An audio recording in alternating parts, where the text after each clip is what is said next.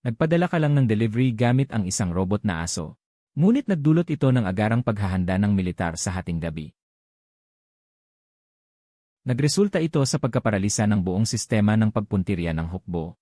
Para mahuli ang iyong robot na aso, nagpadala ang hukbo ng 1,000 armadong sundalo para hulihin ito. Ngunit nang makita ng lahat na nakaharang ang isang tangke sa robot na aso sa kalye, at handa na sanang humina ng maluwag, sa sumunod na segundo, nagbago ng anyo ang robot na aso. Naglaho agad ito sa lugar na may 18 match rings. Nagtaka ang lahat ng mga eksperto nang makita nila ito. Grabe! Liquid metal alloy skeleton. Nuclear fusion-powered na sasakyang panghimpapawid. Maging ang itim na tubo sa likod ng aso ay isang electromagnetic railgun. Agad na nag-utos ang Chinese Academy of Sciences. Hanapin ang gumawa nito sa anumang paraan. Ngunit hindi ka pumapasok sa klase. Naglilimos tuwing Lunes, Miyerkules at Biyernes. Nagde-deliver ng pagkain tuwing Martes, Huwebes at Sabado. Nagtututor sa mga bahay tuwing weekend. Hindi para kumain ka kaya ka nagtatrabaho ng husto, kundi dahil limitado ang oras ng proyekto ng pananaliksik na ibinigay sa iyo ng sistema. Tanging sa pamamagitan ng paggawa ng robot na aso gamit ang iyong sariling pera, magagawa mong ganap na paandarin ang napakalaking teknolohikal na blueprint. Ngayon ang huling araw ng pagkumpleto ng robot na aso. Sa ngayon, ikaw ay nasa incubation center ng paaralan. Ginagawa ang huling paglilinis ng robot na aso. Ngunit sa sandaling ito, pumasok ang department head kasama ang isang grupo ng mga tao. Jenchen, ang iyong pag-ugali ay umabot na sa limitasyon ng paaralan. Pinapayuhan ka rin ng counselor sa tabi. Sumulat ka na. Magpakita ka ng mabuti sa hinaharap. Sa sandaling ito, nag-aalangan ka. Imposibleng pumasok sa klase. Ngunit habang nag-aalangan ka, aw-aw, isang tahol ng aso ang narinig mula sa cleaning pool sa tabi. Agad na hindi mapakali ang lahat. Siraulo ka, Jenchen. Inaabuso mo ang aso. Sinong matinong tao ang maglalagay ng aso sa isang vulcanization pool? Bagamat walang animal lover sa karamihan, hindi rin maintindihan ng ordinaryong tao ang pag-abuso sa aso. Nang marinig ito, agad kang kumaway ng kamay. Hindi yan totoong aso. Aw-aw. Kasabay ng muling pagtunog ng tahol ng aso, direktang naglakad si Director Zhu papunta sa cleaning pool. Ang boses na ito ay eksaktong katulad ng sa isang tunay na aso. Sinong niloloko mo, bata? Tingnan mo siya. Dali-dali kang lumapit at hinawakan ang braso niya. Delikado, huwag lumapit. Ang napakalaking torke ng pagbubukas at pagsasara ng bibig. Dagdag pa ang sobrang tigas na haluang metal na malalaking ngipin. Kahit balat at buto ay kayang durugin. Kung makagat ni Director Zhou, tiyak na katapusan na. Ngunit laking gulat nang magalit si Director Zhou. Sinong niloloko mo? Sinong aso ang pwedeng hugasan gamit ang ultrasonic? Ngunit bago pa man siya makapag-react, isang asong mekanikal ang biglang lumabas mula sa tangke ng paglilinis. 4 na paa na nakatayo sa gilid ng tangke ng paglilinis. Matapos hugasan ng vulcanizing fluid, ang metal na orihinal na kulay ng panlabas na shell ay kumikinang. Ang hitsura ng isang katutubong asong Chino, gumagamit ng high-definition camera para sa mga mata. May 2 bilog ng ilaw. Ang bibig ay nakabukas na may isang hanay ng matatalim na ngipin na gawa sa haluang metal sa loob. May dila pa sa loob ng mga ngipin. Ipinagpag ng asong mekanikal ang kanyang katawan para tanggalin ang lahat ng tubig. Kasunod nito, naglabas ito ng nagbabantang ungol. Sa pagkakataong ito, lahat ay natakot at umurong ng ilang hakbang. Ngunit sa sandaling ito, ding! Congratulations, natapos na ng host ang paggawa ng mekanikal na aso. Nabuksan ang super teknolohiyang blueprint. Ding! Shock value panandang pandagdag 1. Maaaring kumuha ng shock value upang ipagpalit sa mga high-tech na kasanayan. Sunod-sunod na tunog ang umalingaw-ngaw sa iyong isipan. Wala kang oras para magsaya. Dali-dali kang lumapit para pigilan ito. Wangkay, huwag kang magalit. Mga guro mo sila. Sa sumunod na segundo, ang orihinal na pulang ilaw sa mga mata ni Wangkay ay biglang naging berde. Sumara ang nakangangang bibig. Tumakbo ito sa iyong paanan. At marahang ikinuskos ang ulo nito sa iyong binti. Sumara man ang bibig ng aso. Ngunit bumukas ang mga bibig ni Director Zhu at ng mga guro sa tabi niya. At bumukas ng malaki. Ang sunod-sunod na galaw ng asong mekanikal. Sinunog ang kanilang siling. Ito ay isang mekanikal na aso. Paano kaya naging isang robot na aso ito?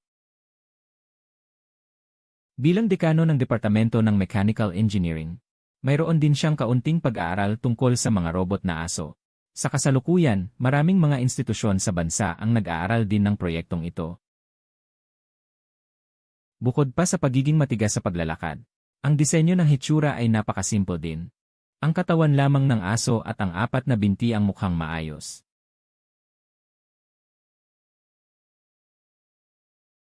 Napabalikwas si Direktor Zhu at nagmadaling sumulong upang magtanong.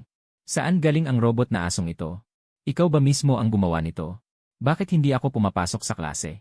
Araw-araw akong nagtatrabaho sa labas para kumita ng pera. Kahit itong binti na ito ay nagkakahalaga ng 7 o 8,000. Muling sinuri ni Direktor Zhu ang iba't ibang detalye.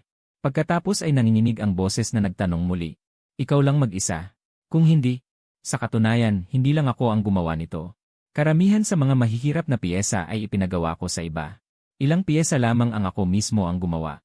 Sa oras na ito, parang nangilabot si Direktor Zhu. Henyoso. Napakahenyo. Bagaman ang mga materyales ay binili. Ngunit ang pananaliksik at disenyo ay ganap na ginawa ng isang tao. Ito ay talagang abnormal. Ang kolehiyo ay nagkaroon ng ganitong uri ng estudyante. Ang buong paaralan ay magiging proud. Baka tumaas pa ang ranggo sa hinaharap. Ito ay katulad ng isang akademiko na nagmula sa isang ordinaryong kolehiyo. Ang paaralan ay sasabay din sa pag-angat. Ano ang performance ng robot na asong ito? Paano ito sumusunod sa mga utos? Halatang medyo excited si Direktor Zhu habang nanginginig ang mga labi niya. Ang disenyo ko ay isang robot na aso na kasama at nagbabantay. Marunong makipag-interact at mapagmahal. Hindi rin kailangan pakainin o ilakad ang aso. Para sa mga utos, magsalita lang. Karamihan sa mga ito ay naintindihan at naisasagawa niya. Halatang hindi makapaniwala si Direktor Zhu. Naiintindihan ko ang una. Ngunit ang paraan ng pag-uutos ay sa pamamagitan ng wika. Nakapag-set na ba ng mga simpleng aksyon ng maaga? Hindi madaling ipaliwanag ito. Pagkatapos ng lahat, ito ay isang buong set ng mga kakayahan sa pagpoproseso ng impormasyon. Mas mabuti pang ipakita ko na lang sa inyo. Wangkai, kunin mo ang isang piraso ng junk metal. Sa sumunod na segundo, masunuring tumalon si Wangkai at tumakbo papasok sa pagawaan. Pagkatapos ay pumulot siya ng isang piraso ng kalawangin na bakal at dinala pabalik. Saglit na katahimikan ang bumalot sa buong lugar. Ang lakas pala ng kakayahan nitong aso na magproseso ng impormasyon. Grabe, nakapulot ako ng kayamanan. Hindi na dapat itago pa ito. Kailangang pigilan ang pagkalat ng impormasyon. Huminga ng malalim si Direktor Zhu. Agad niyang pinauwi ang lahat. Matapos ang lahat ng tagubilin, isinara ni Direktor Zhu ang pinto. Lumapit sa'yo. Hindi mo na kailangang magtrabaho sa labas. Sagot ng paaralan ang lahat ng pondo para sa pananaliksik at pagpapaunlad. Hindi mo na rin kailangang pumasok sa klase. Ngunit umiling ka. Pasensya na. Hindi niyo na kailangang gumastos. Napatigil si Direktor Zhu nang marinig ito. Siguro natatakot ang batang ito na agawin ng paaralan ang kanyang pananaliksik. Dahan-dahan lang. Sige kung yan ang gusto mo. Pero umaasa ako na makakasali ka sa paligsahan ng mga robot na gawa ng mga estudyante sa loob ng 3 araw. Umaasa ako na makakasali ka sa paligsahan ng mga robot na gawa ng mga estudyante sa loob ng 3 araw. Parang nagbigay ang organizer ng 20,000 na gantimpala. Siyempre. Bigla kang nagka-interes nang marinig mong may 40,000 na gantimpala. Ilang delivery kaya ang kailangan kong gawin para dito? Agad na bumalik si Direktor Zhu sa kanyang opisina. Hawak ni Direktor Zhu ang kanyang telepono at nakangiting nagdial. Professor Zhu, may ginawang robot na aso ang estudyante ko. Gusto niyang sumali sa robot contest sa Makalawa. Pasensya na. May nag-enroll na pong team dito.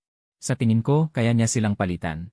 Ngunit bago pa makatapos magsalita si Direktor Zhu, biglang nagbago ang tono sa kabilang linya. Sinasabi ko sa'yo, hanggat nandito ako, hindi makakapasok ang inyong mga kalokohan.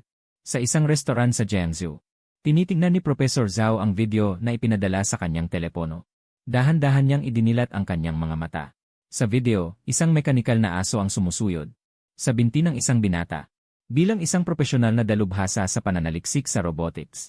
Isang sulyap pa lamang niya sa galaw ng aso. Napansin na niya ang kakaibang bagay. Ang natural at buhay na galaw na ito ay napakalayo sa katotohanan. Karamihan sa mga kasukasuan ng binti ng mga mekanikal na aso sa merkado. Karaniwang umiikot sa kahabaan ng axis. Ibig sabihin, kaya lang gumalaw paharap at paurong. Pero ang robotic dog sa video ay hindi lang gumagalaw paharap at paurong, kundi pati na rin sa kaliwat kanan. Ang ilang matatandang lalaki na nakaupo sa loob ng silid. Habang pinagmamasdan si Professor Zhu ay isa-isang nagbiro. Bihira magkasama ang mga kaklase. Bakit nagtatrabaho ka pa rin? Hindi ito trabaho. Sabi ni Professor Zhao habang inaabot ang kanyang cellphone. Robotic dog na binuo ng mga estudyante ng inyong eskwelahan. Estudyante ng aming eskwelahan. Ang tono ng profesor na kumuha ng cellphone ay halatang may paghamak. Hindi sa walang mahuhusay na tao sa vocational school. Pero kakaunti lang ang gumagawa ng research and development. Pero nang makita niya ang robotic dog sa screen, agad naging seryoso ang kanyang ekspresyon. Ang sabi nga, ang mga hindi eksperto ay nagmamasid lang, pero ang mga eksperto ay nakikita ang tunay na halaga. Marami na siyang taon na nagtatrabaho sa larangan ng robotics. Sa sandaling makita niya ang robotic dog na ito, direktang naghang ang kanyang utak. Ang mga galaw bang ito ay maaaring gawa-gawa lang sa video. Pagkatapos ang mga tao sa bilog ay naakit din. At lahat sila ay may karanasan sa pag-aaral sa ibang bansa. Pero pagkatapos nilang mapanood ang video, natahimik sila. Kung totoo ito, ang asong ito ay parang bomba na sumabog sa larangan ng mechanical engineering. Sa tingin ko, mataas ang posibilidad na peke ito. Anyway, magkikita na tayo bukas. Kumain na tayo. Nasaan kaya ang robotic dog na yan bukas? Kumakain ka pa ba? Pinutol ng isang matanda ang sinabi ni Professor Zhao. Halatang hindi na makapaghintay. Sa oras na ito, sa pangunahing gate ng dormitoryo ng eskwelahan. Abala ka sa pag-uutos sa robotic dog na maghatid ng pagkain. Dahil hindi pinapayagan ang mga delivery rider na pumasok sa eskwelahan. Kinukuha mo ang mga order sa mga delivery rider sa gate. Sisingilin ka lang ng 5 sentimos bawat order na maihahatid mo sa loob ng dormitoryo. Hindi kalakihan ang vocational college. Kaya mong suluhin ang lahat ng delivery ng pagkain. Dagdag pa rito, nababasa ng robotic dog ang mga order. Kaya nito tumpak na mahahanap ang dormitoryo ng bawat estudyante. Tungkol naman sa transportasyon, simple lang. Maghinang ng basket sa likod ng robotic dog. Pagkatapos ilagay ang pagkain sa loob. Hayaan ng robotic dog na ihatid ito sa destinasyon. Sa may gate ng dormitoryo. Anong sitwasyon, aso? May pagkain sa basket. Ang galing. Ding, ding, ding, dagdag gilalas panandang pandagdag isa. Isang balik lang ang ginawa ng asong robot. Ang puntos ng pagkabigla ay tumaas agad ng mahigit 100. Tuwang-tuwa mong pinatakbo ang asong mekanikal na umakyat sa itaas. Bawat lumalabas para kumuha ng pagkain ay nagbigay ng kaunting puntos ng pagkabigla. Grabe, ang galing ng asong to.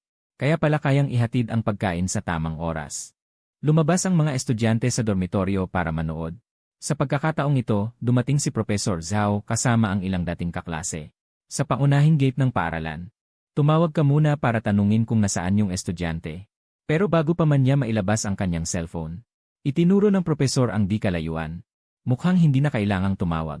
Tingnan nyo, yan ba yung asong robot sa video? Nang marinig ito, sinundan ng lahat ang direksyon na itinuro niya. Kulay metal. Hitsura ng askal. Ang tanging pagkakaiba ay, may basket sa likod ng asong mekanikal na ito. Pumipila ang isang delivery rider para ilagay ang pagkain sa basket. Ang asong mekanikal na puno ng pagkain ay gumawa ng mabilis na pagliko at tumakbo papasok. Medyo nagulat ang ilang matatanda. Mukhang medyo hindi normal ang kilos. Medyo matigas pa rin. Magaling lang siya sa simulation. Bilang isang higante sa larangan ng robotics. Napansin nyo ba, na kapag tumatakbo siya, ay nananatiling balanse ang basket sa likod niya? Kung gagamitin ang kilos ng aso sa pagtakbo, gugulo ang mga gamit sa basket. Agad na tumingin ang iba. At biglang nanlaki ang mga mata. Totoo nga ang sinabi ni Professor Shen. Sayang naman. Ginamit lang para maghatid ng pagkain ang napakahusay na asong mekanikal. Ano ang ibig sabihin ng paghahatid ng pagkain? Ibig sabihin ay mature na ang teknolohiya. Nagbago ang ekspresyon ni Professor Shen nang marinig ito. Kaninong team kaya nanggaling ang asong mekanikal na ito? Inilabas lang ito matapos maging mature ang teknolohiya. Hindi ba ito nakikilahok sa anumang akademikong palitan? Nagrereklamo si Professor Shen. Habang tumitingin kay Professor Zhao. Ang asong mekanikal ng school nyo, wala ka talagang alam? Umiling si Professor Zhao. Wala talaga akong alam. Kakausapin ko agad ang estudyanteng iyon. Pero pakiramdam ko, imposible na estudyante ang nakagawa nito. Huwag kang magmadaling tumawag. Nandito ang aso para kunin ang order na pagkain. Maya-maya, siguradong pupunta siya rito. 6 na matatanda ang pumila sa may pintuan. Ang oras ay naging kakaibang tanawin. Pagkatapos ng ilang minuto, lumabas ang robot na aso mula sa dormitoryo. Ang kilos at postura ay napakagaan. Ang dating pagkagaspang ay tuluyang nawala. Huminga ng malalim ang propesor. Inaapin niyo kami. Ito ang bagay na kahit bilyon-bilyong pamumuhunan ay hindi namin maintindihan. Ginagamit niyo pa ito para maghatid ng pagkain. Papuntahin niyo agad dito ang dekano.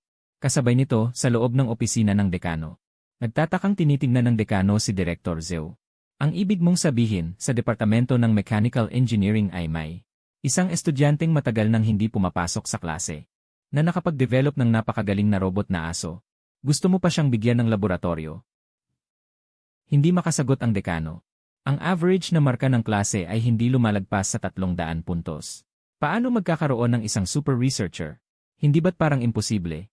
Hindi ka ba masyadong stressed kamakailan? Baka gusto mong magbakasyon ng ilang araw. Gayunpaman, pagkatapos niyang sabihin ito, tumunog ang cellphone ng dekano. Ngunit nang makita niya ang numero ng tumatawag, kinabahan siya. Bahagyang ikinaway ng dekano ang kanyang kamay, sininyasan si Director Zhou na lumabas. Pagkatapos ay sumagot siya sa telepono ng nakangiti. Pinutol ni Professor Shen sa kabilang linya. Ang anumang pagbati o formalidad. Direkta siyang nagtanong. Aling team sa inyong paaralan ang nag-develop ng robot na asong naghahatid ng pagkain? Kaninong team yon? Nagulat ang dekano. Kung hindi pa dumating si Director Zhou kanina, tiyak na sasagutin niya na hindi niya alam. Ngunit sa sandaling ito, naalala niya ang sinabi ni Director Zhou. Halos likas na nagsimula siyang magtanong. Anong problema sa robot na aso? Gusto kong makipag-ugnayan sa team na nag-develop nito. Nang marinig ito, nagbago ang ekspresyon ng dekano. Agad siyang tumayo at tumakbo palabas ng opisina. Tinawag niya pabalik si Director Zhou na hindi pa nakakalayo. Kumakaway ang dekano habang nakikipag-usap sa telepono. Sigpo, tutulungan ko kayong makipag-ugnayan. Matapos ang ilang pagbati, ibinaba ng dekano ang telepono. Muling tumingin kay Director Zhou para magtanong ng detalye. Ang sinasabi ay isang robot na aso na nagde-deliver ng pagkain. Nagulat din si Director Zhou. Wala siyang alam tungkol sa robot na asong nagde-deliver ng pagkain. Ipinakita ng dekano ang kanyang cellphone. Tumawag kanina si Professor Shen. Sabi niya na mayroon daw tayong teknolohiya sa paaralan. Na isang napakataas na antas ng robot na aso na nagde-deliver ng pagkain. Gusto niyang makipag-usap sa team sa likod ng robot na aso. Hindi alam ni Director Zhou kung sino ang sinasabi ng dekano na si Professor Shen. Pero sa tingin niya ay napakataas ng kanyang posisyon. Mag-imbestiga muna ako at babalikan kita sa lalong madaling panahon. Jian Chen, mayroon bang robot na aso na nagde-deliver ng pagkain sa paaralan? Nagulat ka. Ano ang ibig sabihin ng pagtawag ni Director Zhou? Hindi ba pwedeng gumamit ng robot na aso para mag-deliver ng pagkain? Nang marinig ang katahimikan sa kabilang linya, agad na itinanong ng direktor ang kanyang pagdududa. Sa'yo ba ang robot na aso? Matapos makatanggap ng positibong sagot, ibinaba ni Director Zhou ang telepono. Pagkatapos ay natahimik din siya. Nakaimbento ng isang napakahusay na mekanismo. Aso at ginamit lang para mag-deliver ng pagkain. Pagkatapos ay lumingon siya at binuksan ang pinto ng opisina ng dekano. Ang robot na asong nagde-deliver ng pagkain ay gawa ng estudyante na sinasabi ko. Ang pangalan niya ay Jian Chen. Talagang nagulat ang dekano. Hindi niya inaasahan na estudyante pala talaga ng kanilang kolehiyo. Itinuro ni Director Zhou ang mga dokumento sa mesa. Ang kanyang kalagayan sa pamilya ay napakalinaw. Huwag nang pag-usapan ang teknolohiya ng robot na aso. Kahit ang robot na aso ay hindi niya kayang bilhin. Para lang makagawa ng robot na aso na ito, hindi siya pumapasok sa klase. Nagtatrabaho siya araw at gabi. Binuksan ng dekano ang personal na impormasyon. Tumahimik ng ilang sandali. Sa ikalawang palapag ng gusali ng laboratorio, ibibigay sa kanya ang laboratorio para magsaliksik sa hinaharap. Bukod pa rito, para sa mga estudyanteng katulad nito, kailangan nating magbigay ng malaking halaga ng pondo sa pananaliksik. Sinubukan ko siya. Ayaw niya ng pondo sa pananaliksik. Hindi rin bobo ang dekano. Agad na naisip ang mas malalim na kahulugan. Kung ayaw niya ng pondo sa pananaliksik, gawin na lang itong scholarship. Magbibigay ang iba ng premyo. Makatuwiran lang na magbigay ng bonus ang paaralan. Pakiusap, gawing 300,000 ang halaga ng gantimpala. Ako na ang bahala sa pwesto niya sa kompetisyon. Pala, maaari ring maging gantimpala ang karapatang gumamit ng laboratorio. Naisip ni Director Zhou na karapat dapat siyang maging dekano. Ang ayos ay napakakinis. Sabihin mo pag pumunta ka. Gusto ni Professor Shen na makipagpalitan ng kaalaman sa kanya. Subukang pagsamahin sila. Maraming bagay ang naisip ng dekano sa isang iglap. Kung ikukumpara sa mga nangungunang mananaliksik sa labas. Siyempre, dapat pa ring ituon ang lahat sa mga estudyante ng sariling paaralan. Isang nangungunang tao ang nagmula sa pipitsuging paaralang ito. Hindi rin madali para sa mga teknikal na tao. Hindi ko napansin